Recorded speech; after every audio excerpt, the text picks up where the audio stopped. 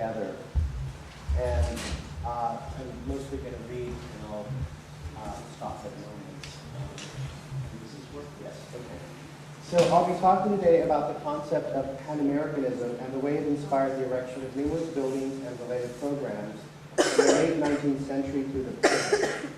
In the 19th century, Simón Bolívar forwarded the concept of uniting the southern nations of the Western Hemisphere, which he defined as Americanismo, or Americanism. The Pan-American movement that emerged in the United States beginning in the late 19th century was a derivative of the same idea, but it aimed at bringing all of the nations of the Western Hemisphere together. This ideology was supported by beliefs at the time claiming that all of the peoples of the Americas shared a common history. When U.S. politicians and businessmen subsequently appropriated the Pan-American concept for the country's own political and commercial gains, they relied on architects to help them set the stage. So I wanted to see how architects took that role on. My study of the U.S.-based Pan-American architecture brings disparate projects that have not been studied side by side together. A lost chapter of American architecture that may be described as an ephemeral architecture of diplomacy. This is an architecture that was supposed to ameliorate tensions between the United States and Latin America and encourage a friendlier exchange. In the late 19th century, the United States was primarily interested in tapping into Latin America's resources, its raw materials, and selling to Latin America its surplus goods. With this desired import-export model in mind, the creators of the Pan-American architecture set out to establish a fictional heritage of the Americas with their architecture. And this is a map that along the way I began to construct just to show where every project was taking place. And sometimes it's an unbuilt work, sometimes it's built, sometimes it's proposed.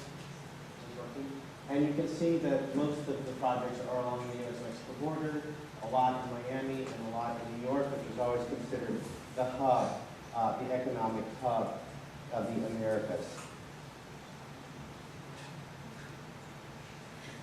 I found that the Pan-American movement supported a mission of democratic unification on the surface, like a United Nations of sorts, but here composed of a select 21 nations. Pan-American expressions brought greater focus instead to a bifurcated Western Hemisphere, that is, a geopolitical entity that was composed of two parts, Anglos and Latins. So amidst this presumed multinational unity, this division remained. I found this to be the case in the many Pan-American expressions seen in the built environment. So the more there was emphasis on unification, the more there was emphasis on the division between Anglos and Latins. I also discovered that expressions of Pan-Americanism relied on a fictional set of heritage themes constructed by U.S. Americans to essentialize their southern neighbors. Any given project would point to any set of themes. Sometimes only one of these themes was used to identify the Latin. The themes included tropical architecture, indigenous references, and references to Christopher Columbus and the Christianizing mission. In examining this broad body of work, I did not ignore the fact that along the U.S. government orchestrated Pan-American movement, which had its official headquarters in Washington, D.C. at the Pan-American Union, independent notions of Pan-American unity also emerged amongst Latin Americans and Latino communities in the United States since the mid-19th century. While the U.S. government was giving shape to its own version of Bolívar's Americanismo, independent expressions were taking root throughout the United States. This very history is thus framed by these early expressions of hemispheric consciousness and the more recent appropriations of notions of Las Americas, which were very different from what the Washington, D.C. folks were doing, and which were usually associated with Latino communities in the United States.